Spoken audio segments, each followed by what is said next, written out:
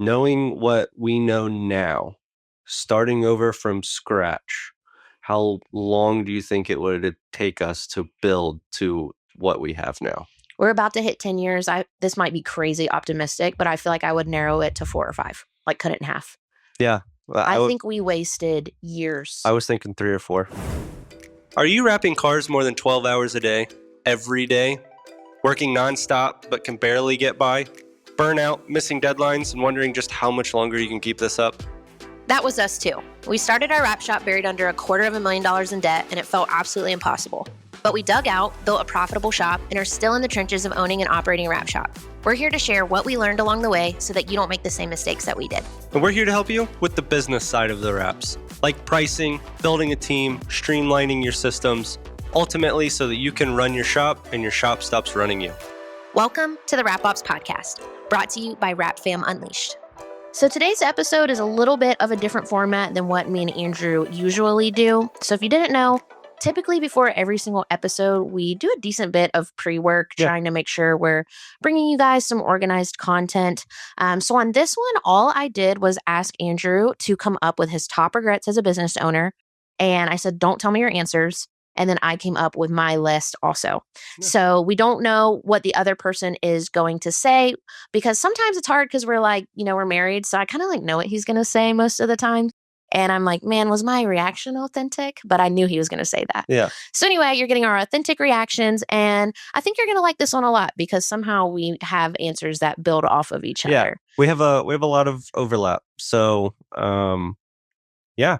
Yeah. So if you don't want to tell us what you think. And if you don't want to live with regrets, this episode's for you. No regrets. All right, let's get into it. Your top 2 or 3 regrets as a business owner. I'll let you go first. Okay, solid. And I don't know his answers. Yeah. So we'll see if we match or if we're totally different. Cool. So I have 2, and I think I could kind of elaborate on each of them for a while. So that's why I didn't do 3 top regrets, but my 2 top regrets, I think if you had to just give one. I think if you had to guess, you would guess the first one that I'm going to start with. But it's essentially just my failure or like lack of early on of just focusing on my own internal team. That by far is one of my biggest regrets. I was definitely focused like externally, like focused on the customer, trying to focus on, getting new customers, wrapping the cars, all of that. But as far as focusing on my internal team, pretty much in all aspects, just was not there. Like I wasn't checking in enough. I don't even think I was screening well enough from like even all the way from the who do we bring into the team. Paid no attention or mind to pretty much their life outside of the 8 hours, of your standard shift, to the point that that standard shift was never even 8 hours. And then I was about to say that's a good day if people went home at 8 hours. Right. And for reference, Performance Wraps is hitting 10 years next year. Yeah. So I noticed when I was going through trying to come up with top regrets, it's almost like, well, what season were we in? That's fair. Because it's kind of like the regrets I may have had last year are totally different than what it was 9 years ago. For me, it would have been 7 because I joined a little bit later, but 10 years for you going on here. So yeah, so he's referring to more of the earlier years, but really I would say this didn't get fixed until about a year ago. Fully fixed. Of course, we're still growing and learning and whatnot. So I don't want to say it's fixed, we're perfect.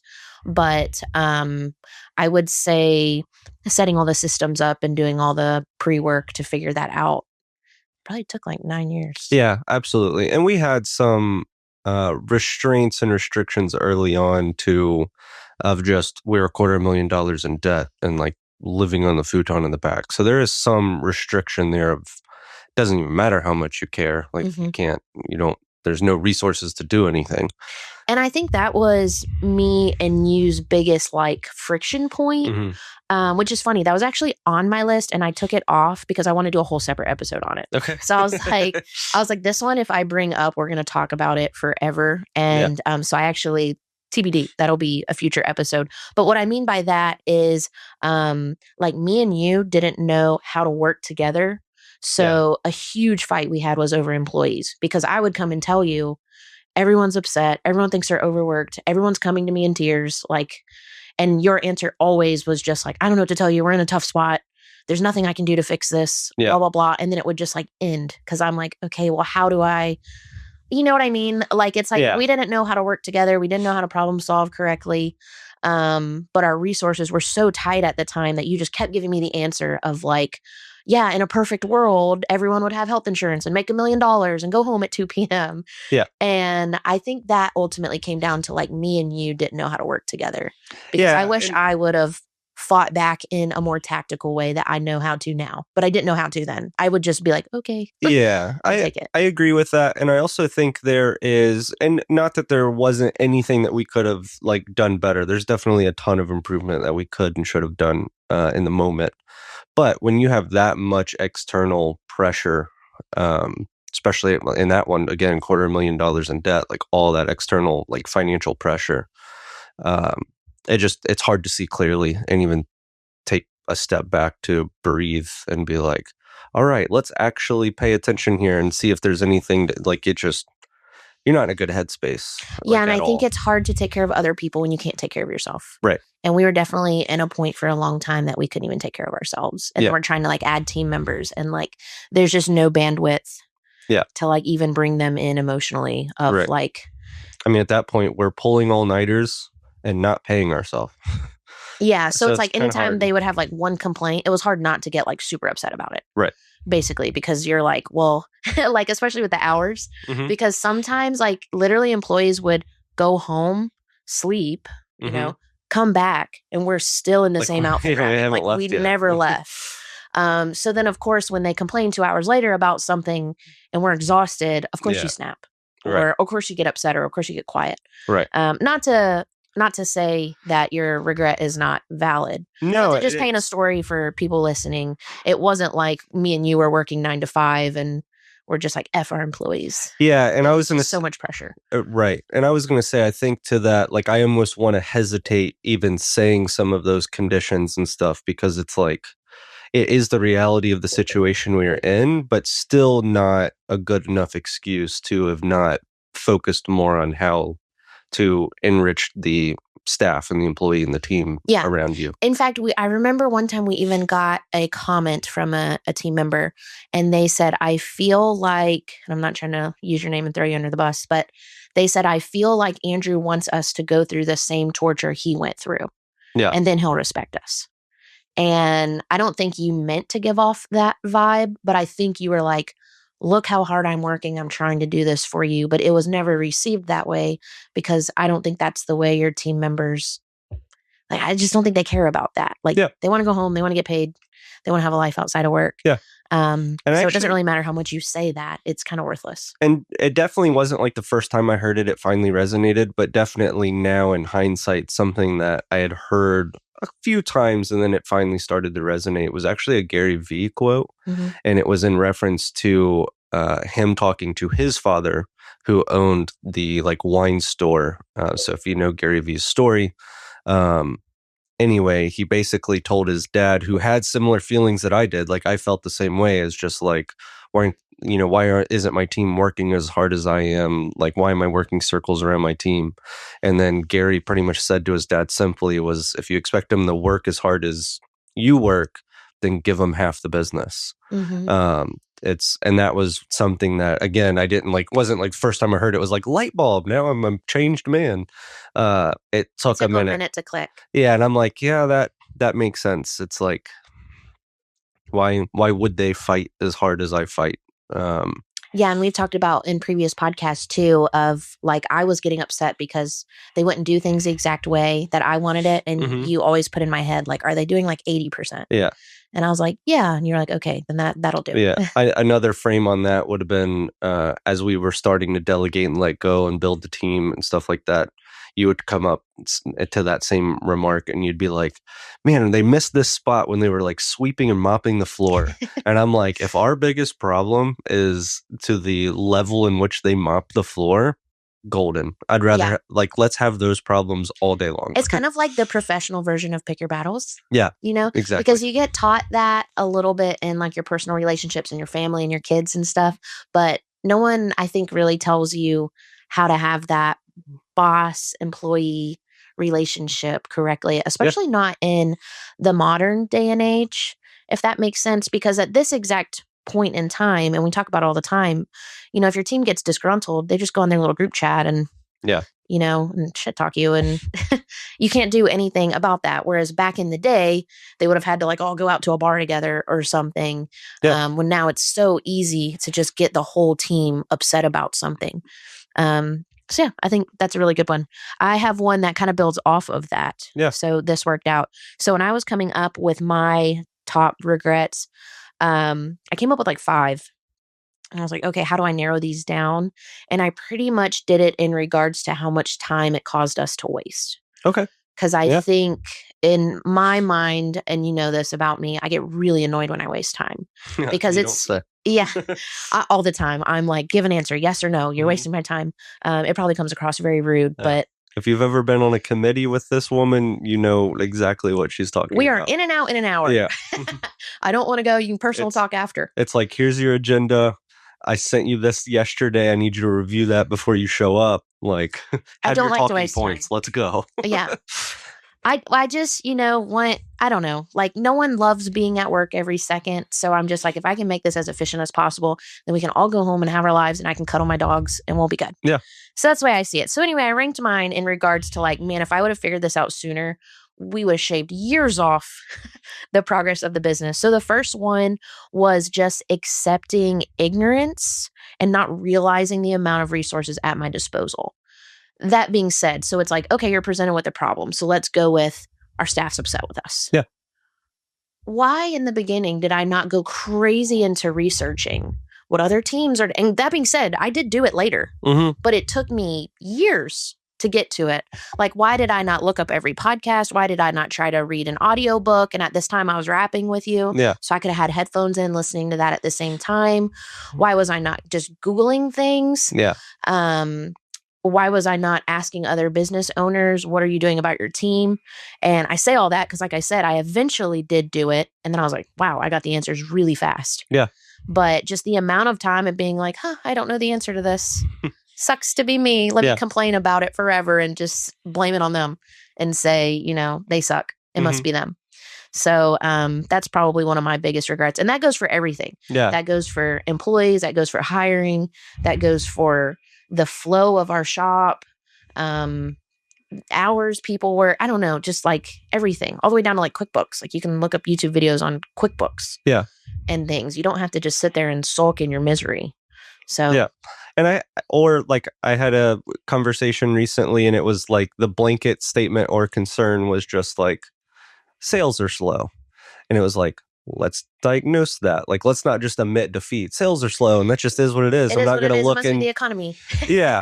And it was like, okay, let's actually like sales are slow is like the trigger sentence, but let's actually start getting data. And it's like, how many calls are actually coming in versus this time last year? Is that actually any different? How many of those calls are actually being answered? How many of those calls that are being answered actually turns into a quote being sent? Well, and I think in the very beginning, you don't know to ask yourself those questions. Yeah, exactly. So like, 100%. just take the 2 seconds to Google search, why are my sales slow? Yeah. And like, maybe you'll come across someone who says, have you asked yourself these questions? Yeah. And then you'd be like, huh. Also, a huge helper to us that we bring up all the time is Alex and Layla's separate podcasts. Yeah. Those help us out big time and give us something to think about. So if you're in a rut, they probably have something about how to deal with it. Yeah. And it's just like once you start, there's a ton of podcasts. And once you start answering those questions, that starts really showing you where the pain point and the problem is. And it's like, then go solve that problem. Yeah. So my regret is just basically, I'm like, everything's falling apart around me. I'm just going to keep wrapping this car and crying. And then go home and complain about it, take my 2-hour nap and come right back in. Yeah. And maybe that was just like when you're sheer exhaustion. I couldn't think clearly to do that. But anyway, if you are going through hell against the song, don't just keep going through it. Yeah. Like take a minute to step aside, honestly, be late on the rap. Yeah. And take a minute to diagnose and problem solve. And there's a ton of information out there. So there's like really no excuse if you have an iPhone, you have access to the whole world. Right. Not saying it's right. And I would say the biggest thing too is, you can read 10 different things and kind of see what they all have in common. Don't just read the first Chat GPT answer that pops up and take that as fact. Yeah. So a lot of Chat GPT is wrong. And I think some of that is like, just look at your competitors. Like, if you feel like something's not going your way, is it something's not going your way from a national standpoint, or is it really just you? Because if it's really just you, then it's a you problem. And then that's where you really got to start asking your questions, because like clearly there's success somewhere else. Clearly they've asked the right questions. They've figured it out. And then obviously that's the whole point of this podcast is like, we're trying to give back and help. So, reach out. Like, I can promise you there hasn't been a DM or an email that's come to us asking a business question that we didn't give our opinion and answer back to. And we're not the only one. There's so many of them, those shops early on that have helped us out when we were asking them questions. But unless you're, renting DVDs, there obviously is no more of Blockbuster or of those around anymore. Like, at that point, it may not be a you problem. It just is what it is, the economy and the shift. And it's like, sucks to be you. I don't get the renting. Sometimes Andrew says things and I don't know what we're talking about. Why are we renting DVDs? Like the whole, like, where you just like you're saying like where you had just admitted defeat rather than going and finding the answers. Oh, you're saying if you're listening to this podcast and that's your business is renting out DVDs, then probably stop. Yeah. Okay, then like, sorry. I was like, how does that relate then to that's not, owner? Yeah. Then that's not your fault. Like, you're just, the economy has changed to like, welcome to capitalism. But yeah, if raps are going well. The industry is going well. Yeah, there is no reason you should be doing poorly. Exactly. You just got to there's something wrong that you need to diagnose. You just got to ask the right questions and go get the answers, is what you're saying. And what's really funny too is when you ask other people in the industry for advice, I always found it shocking how simple the advice was. And I was like, I was right in front of me the whole time. And I never I think I talked about one time I called Bruno with Metro Wraps and we kept missing deadlines. And I'm just like, are we scheduling wrong? Like, I don't understand. Called him. He very quickly called me back, which was so nice. He didn't have to do that. Right. And literally said, we miss deadlines too. It's just all about how you talk to your customer. And you just need to hype up, this is looking perfect. Here's a photo of where we're at. We are going to need one more day to make it perfect. Yeah. And I'm like, that's it. I thought he was going to be like, oh, you need this math formula to schedule correctly and blah, blah, blah. You're doing too many and it was so simple. And he was just like, give yourself some grace. You do an artsy thing. You're not going to bat 100 every time on being on time. Yeah. Even though, of course, that's a goal. And to the entrepreneurial credit that Bruno deserves as well, is he then even gave us a few other solutions and stuff that he was implementing and trying to think from just certain ways to motivate the team. Yeah. And then had already gone down the path of he's like, but I'm starting to see this trend and it could cause these problems here. So to give him his credit, he's not only throwing solutions at the wall for problems that he's having, just like every business has. He's even going the next step of this is what we're trying, but I could see where it's going to start to go poorly here. And then we're going to have to solve that problem again. So yeah, welcome to entrepreneurship. The problems never stop. Yeah, and they evolve and everything. Okay, what's your second one? My second one, which we kind of hit it a little bit, but I put down solving one issue at a time. That was definitely something that we really have started to get good at in our, over the last couple of years now. But early on, we would go to solve a problem and then we would see another problem, not even finish this solve and go half-ass the fix to this issue. And then you're just band-aiding all this other stuff and you haven't really fixed any of the issues.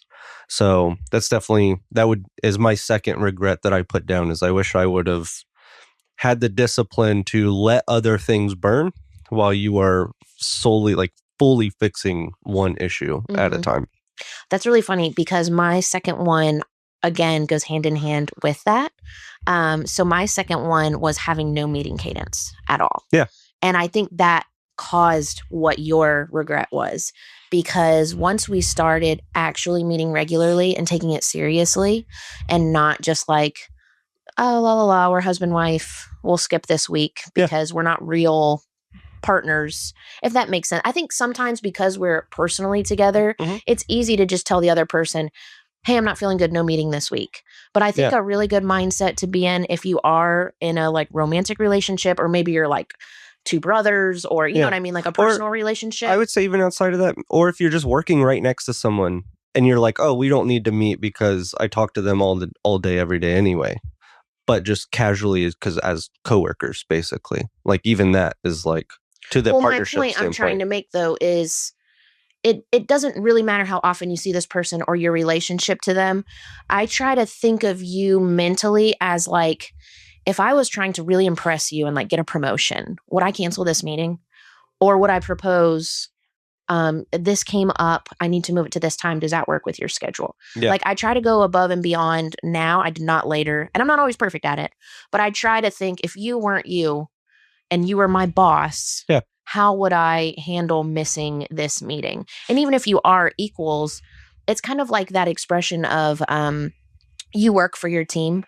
So I don't want a bunch of like ladies on here to be like, oh my God, she views Andrew as her Yeah. boss. That's not what I'm saying at all. It's just more of like a respect thing. It's the same thing as when we talk to each other. I try to go above and beyond to make sure I say please and thank you. Yeah. Because I think when you're married to someone, you forget those little just like manners Yeah. that you do for everyone else. But for some reason, the person closest to you, you treat like dog dookie. So I try not to do that to you in the business world. Yeah. And so anyway, all that being said, we have canceled a million meetings together. I think we tried having a meeting cadence 7 years ago. Yeah. And we would never stick to it ever. So definitely get that going, because then that helps keep you on track. And we have previous episodes on our entire meeting cadence with the staff, with Yeah. us. So definitely go check those out if you want to see what our schedule is on that. But I think if we would have had that one, then your regret wouldn't have happened. Yeah. Is my whole point there. So no meeting cadence. Yeah. No, and I think to that too of just like you keep punting it, you keep canceling it. We ironically talked about it this morning a little bit, and just how we've changed our one-to-ones internally with our team. And We updated it from weekly to biweekly because of those surveys I told you about. yeah, So we updated it to weekly, from weekly to biweekly, but is it every other week? I always get confused what biweekly means.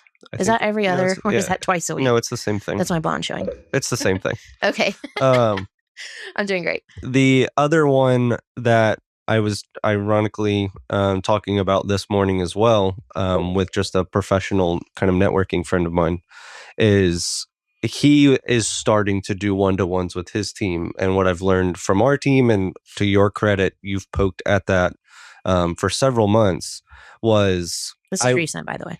I would have my one-to-ones, but they were just kind of loosely put. It was just like, today got busy, we'll meet tomorrow, and we'll meet this afternoon, and then, okay, I'm ready right now, come, let's meet, or we kind of got late in the week, we'll just hit it next week. And what that is showing, it took me long enough to realize this, what that is showing is that meeting is not important to me. So why would the other person in the meeting value that as an important meeting? Mm-hmm. So then now it's locked in, it's set in. If it needs to move, it's like rescheduled. Like that meeting at 7:30 on Tuesday, because there's an on-site or whatever is happening, is now Wednesday at 7:30. Mm-hmm. And there's enough advance that you, just like you would give anyone else. And it's not Tuesday morning, hey, we're moving it. And I think that goes back to kind of my point of like, if you imagine they were your boss, would you just willy-nilly text your boss, we'll do it later? Yeah. You know what I mean? Versus a more planned, right. Hey, this came up, this is the issue. Because of that, we need to move it to this time. Does that work for you? Right. You know what I mean? So you have to think it's the same thing being said, but just how much are you making it sound sincere and planned versus just willy-nilly and aloof, I guess you would say. Yeah. Yeah. So. I mean, it shows you don't care about the meeting. So why should they? Yeah. Pretty good. So yeah, same thing there. I think we wasted a lot of time by not doing that. And that being said, since we implemented our owners meeting being weekly, like I feel like we are like chugging through the issues that you talked about when you said, bouncing around and not solving the one issue at hand. Yeah. Because both of us will be like, that's great that you keep bringing up these other 100 problems. But right now we're focused on the fact that we don't have a PDF to sell this service that we're adding on or whatever. And it's like, okay, we'll pause all other conversations. We'll get that that done. And sometimes we'll just end the meeting, be like, all right, let's just Like, focus that's on it. that. We'll Let's regroup get that one done. and we'll come back.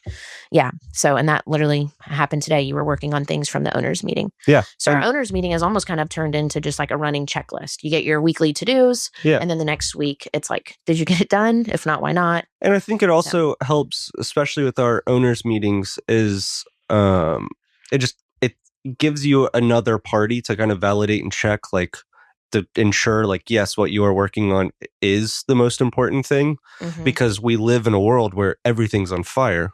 So which one do you want to work on? Just having that, even if you're out there and you're a solopreneur and you don't have a partner, I would even recommend just sitting down and be like, okay, I can only pick 3. What are the 3 things that I'm going to make sure I solve? And maybe it's only one. Maybe that one thing's big.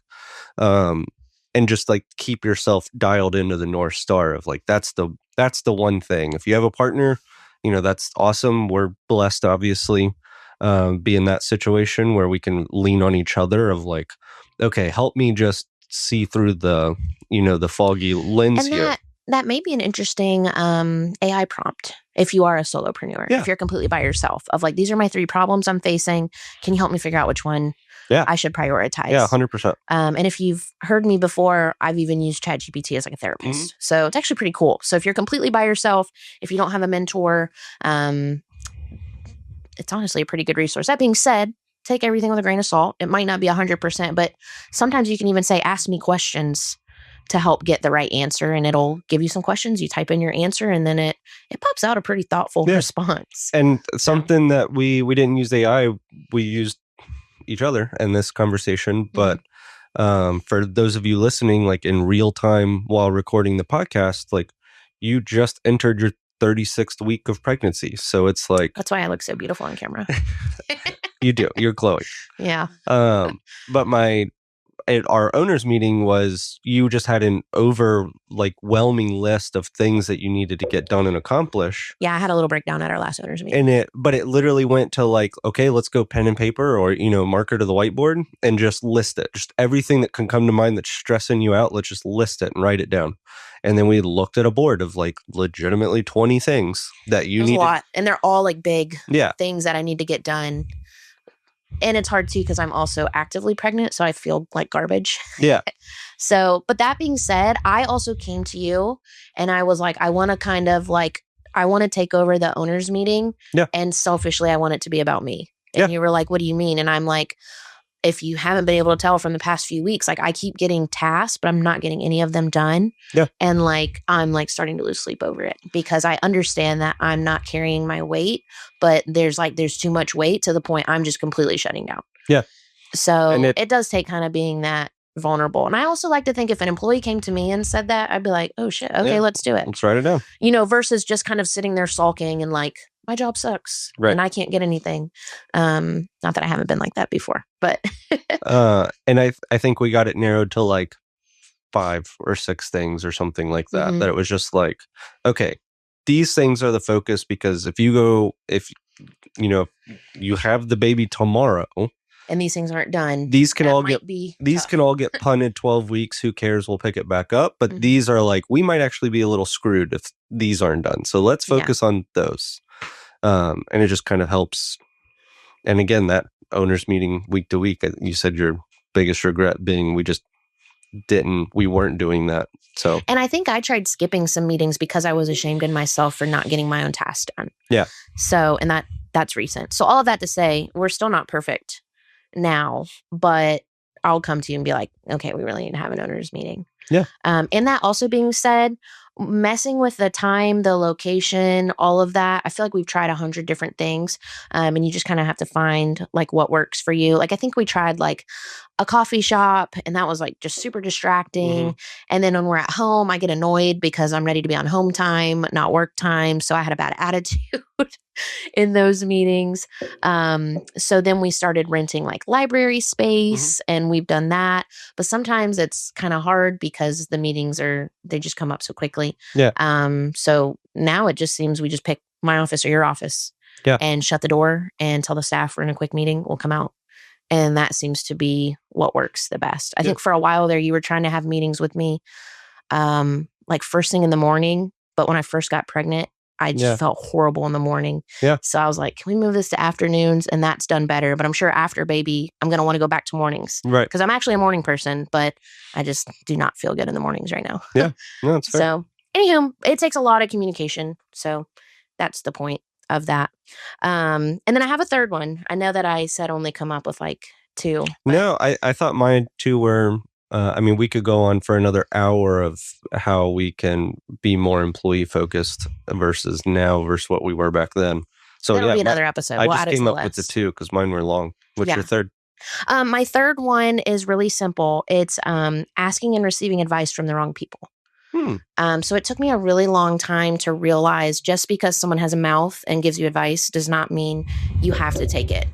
Like they can hand you the sandwich and you can walk away. Be like, I don't want to eat that sandwich. That's fair. So that being said, a big one I think is family. Yeah. So like you might be asking your family members advice just because you're used to, you grow up, you ask your family for advice. But I would look at like what occupation does that family member have? Have they owned a business? Have they been in this? Because it's very different getting advice from someone who works 9 to 5 when you're trying to own and operate a business because it just doesn't go hand in hand. I think the caveat I would like to put into there, because we've gotten a ton of advice from our friends that work traditional 9 to 5 jobs, but the advice is through the lens of someone who is happy at their traditional 9 to 5 job. So it's like us as employees, like, let me learn from them and what they like about the way their business does whatever, so that we can then take that and offer that and figure that out for our team. So it's, I would say, and our friends are probably annoyed by that because it is very common. Yeah. Like they'll randomly talk about like, oh, I used PTO last week. And me and you are like, how does your PTO policy work? yeah. Tell me about that in very high detail. Right. And we do that. But I think that's like reframing the way you ask advice. I'm not saying, what do you think our PTO policy should be? Right. I'm simply asking you, what does your work do for you? And that's different because then when you ask 10 people, I'm like, oh, okay, it seems like everybody gets this. Yeah.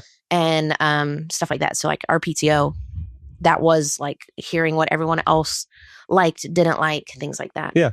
So, and I think it's even just in general, if the person you're talking to isn't where, like, further along than you, quite frankly, if they're not where you want to be in that space, whether that's, health, whether that's, their personal relationships with friends, if it's, actual financial or entrepreneurial, if it's team building, like I wouldn't take team building advice from like a commercial insurance agent that has no team. Like, why would I take advice from them? But it takes a minute to kind of filter your conversations through that lens. Right. You just hear this person's doing this and it's working, so we have to do it. Right. And I think we did that a few times. And now I'll come to you and be like, this is what this person said. This is my red flag with it. What do you think? And you're like, yeah, I see how it works for them. I don't think it would translate to us. And all of that to say, I will never forget. I said I'll never forget, but I forget who I was talking to specifically. But I ran by them that we were having issues with our team. And one of the things I really wanted to implement was those one-to-ones. Yeah. And they immediately shut me down and were like, I hate those. Any place that I have worked for that does one-to-ones, I don't even want to work for them. It just means that you're controlling, you're going to micromanage every single thing that I do. And I remember I came back to you and I was like deflated. I was like, we shouldn't do one-to-ones. And you were like, why are you taking advice from this random person? Right. And it was like someone in our lobby. It wasn't like a business person or something like that. And I don't even know how I got into conversation with them. But I just remember you being like, you did all this research. We've gotten all of this. We put it together. We're ready to go. We're going to do it. Yeah. And then we'll assess from there. And we bring up almost every episode how important. If you've gotten one thing from this podcast, do one-to-ones with your team. Yeah. So, anywho, don't take advice from the wrong people. You may love your mom, but your mom may not have the best advice for you. Go from there. Yeah. That's pretty much it. You have anything else to close us out? So we've gone over recently, especially in this episode we're actively recording, but then some other ones of just like things that we would have done differently. Knowing what we know now, starting over from scratch, how long do you think it would take us to build to what we have now? We're about to hit 10 years. This might be crazy optimistic, but I feel like I would narrow it to 4 or 5, like cut it in half. Yeah. I think we wasted years. I was thinking 3 or 4. Yeah. Like that, it hurts. It hurts to look back and be like, man, we went a whole year just doing it that way. And like, what a waste. And we have nothing to show for it. Yeah. Other than wasted time. That being said, you just turned 30. I'm 29. I've wanted a baby for a while. There was no chance. And that was one of the driving factors of like, we have to get this together, because I was like, I can't wait till I'm 40. Yeah. You know what I mean? So find whatever motivation you need to find to get your ish together and organize it. And weirdly enough, having this baby, we're like lightning, like getting stuff done.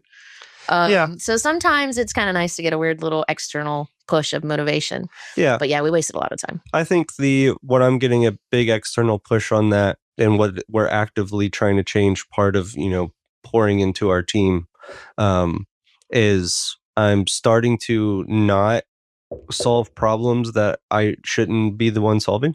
And where, for example, if a team member comes to me with a question and it's like print related, and it's like, I don't know, go ask the person that's in the print department, ask that position. I don't have the answer for you. Where traditionally I would take all problems, go get all the answers, and then solve the problem. So I think with the baby and just this extra kind of pouring back into the team, it's just like, well, you don't need me. You know your resources. You know where to go. Even to the point of to our print operator's credit, our printer went down, huge issue. I wasn't involved. She's like, what would I do if it went down? Well, I'm going to call the tech number and I'm going to put in a ticket and she didn't have work to do anyway while it was down. So it's like, even if you stepped in and want to solve that problem for her, she's not getting hours. You're just sitting her home. Right. So, and you still have stuff that you have to do. Yeah. So, because now you're having to deal with all the chaos that comes with the whole printer being down. So, that took a while to learn. That being said, that also all goes back to who did you hire? Yeah. Because if you don't pick people that are capable of thinking on their own and are okay with that, then they're not going to work. Yeah. / not giving them the, I don't know the right term, lack of a better term. I hate the analogy, but not giving them enough leash to make their own decisions. That being said, I think I talked about this in the last episode, you swing too hard one way, and then when you go to fix it, you swing way too hard the other way, and then you'll find the middle. We did gave way too much leash, then gave no leash at all. Yeah. And then now I think we're in a good middle. And again, the analogy does suck. I don't know how else to word it, but I think it's different a little bit per person. We kind of know this person, whenever we loosen up a little bit, they take it and run with it. So I kind of have to be a little bit stricter. Yeah. This person is fine. They can handle anything, so you kind of can tailor it per team member as well. Yeah. So cool. Well, that's all we have for this episode. I think it's funny that our answers kind of built off of each other. Yeah. So it was totally secret. We didn't tell each other before this. So if you have any questions that you would like us to address on the podcast, you can email us. It's info@rapops.com. You can also just go to rapops.com. We're on Instagram. We're on Facebook. And we'd love to hear from you. If you could leave a review for this podcast, that helps other wrap shops find us. We don't have any reviews. I think we might have 2. Yeah, we have a couple. Okay, we have a couple, but we definitely are looking for some more reviews. So if you feel like these episodes are helping you at all, please, please, please take a minute and rate us on there. And we will see you in the next episode.